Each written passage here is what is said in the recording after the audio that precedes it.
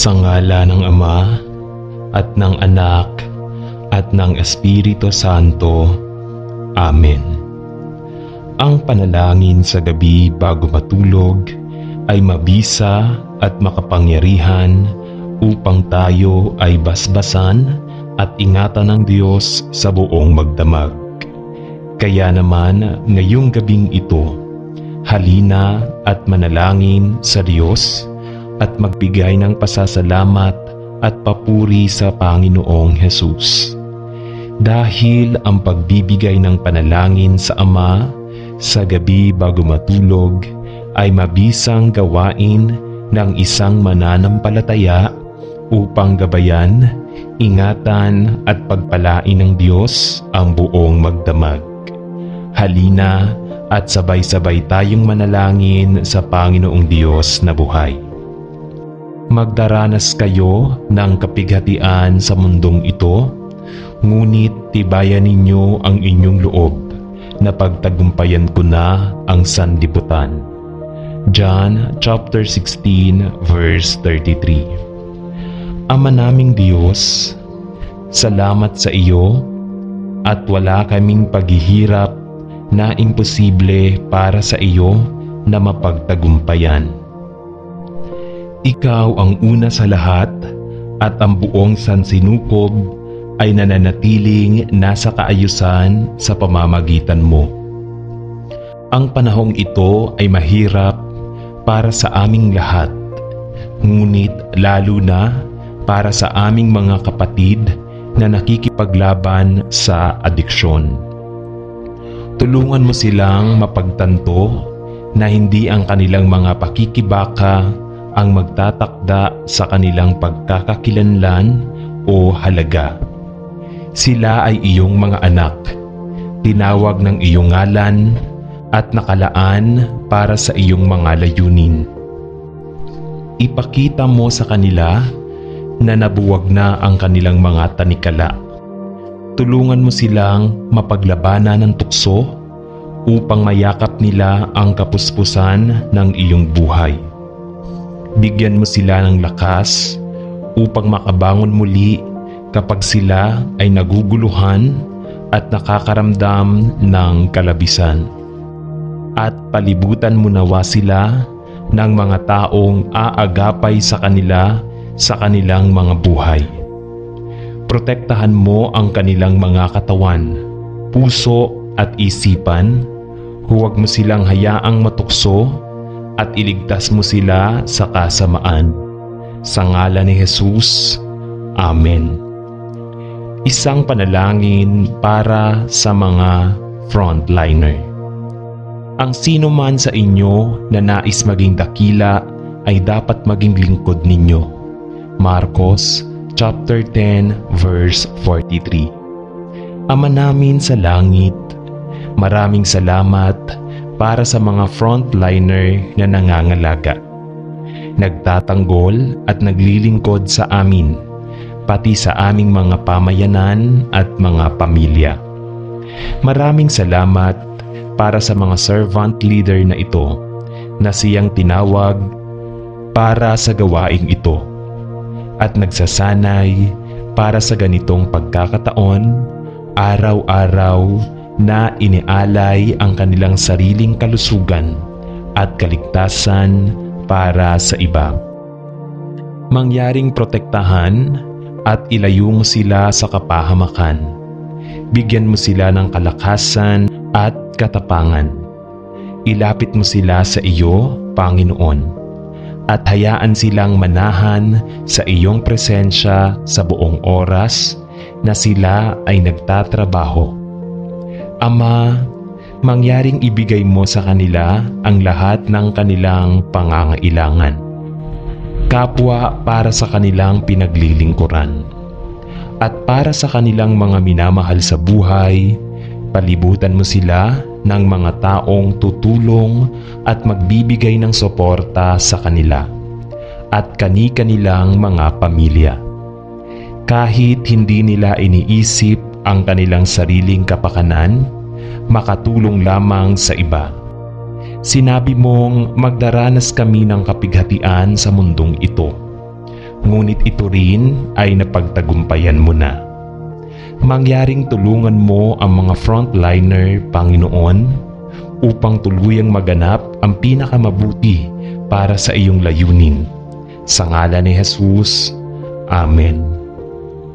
Isang panalangin para sa mga may pinagdadaanan sa pananalapi. At buhat sa hindi maubos-ubos na kayamanan ng Diyos, ibibigay niya ang lahat ng inyong kailangan sa pamamagitan ni Kristo Jesus. Mga taga-Filipos chapter 4 verse 19. O Diyos, alam mo kung ano ang aming pinagdaraanan, at kami nagpapasalamat na kaya mong kunin ang mga pinakamasaklap na kalagayan at gamitin ang mga ito para sa aming kabutihan at iyong kaluwalhatian. Kaya mong panumbalikin ang lahat ng mga bagay, kaya aming hinihiling na iyong ibalik ang mga nawalang trabaho, pananalapi at mga relasyon, mga pinagkukunan at mga pag-asa. Ipakita sa sino mang nakikibaka sa pananalapi na mahigpit mo silang hinahawakan, at palibutan sila ng mga taong makatutulong sa kanila sa mga oras na ito. Mangyaring tugunan mo ang kanilang mga agarang pangangailangan habang sila ay nagtitiwala sa iyo para sa pangmatagalang solusyon. Palitan mo ang kanilang mga takot ng pananampalataya habang nalalantad ang iyong mga mabubuting plano para sa kanila. Sa kanilang paghihintay, panumbalikin mo ang kanilang pag-asa at bigyan mo sila ng katapangan upang muling mangarap. Paalalahanan mo sila ng kanilang halaga at puspusin mo sila ng kapayapaan. Aming Diyos, halika at gawin mo ang ikaw lamang ang makakagawa. Sa ngalan ni Jesus, Amen. Isang panalangin ng pagluwalhati sa ating Diyos. Mahal naming Diyos, ang iyong pangalan ang pinupuri sa bawat sadinlahi. Ikaw lamang ang karapat-dapat sa lahat ng kaluwalhatian at papuri. At hindi na bago sa iyo ang kalagayan ng mundo ngayon. Ang inyong kaparaanan ay hindi namin kaparaanan, at hindi nawawaglit sa iyo sa kung ano ang dapat na gawin. Magagawa mo ang lahat ng bagay.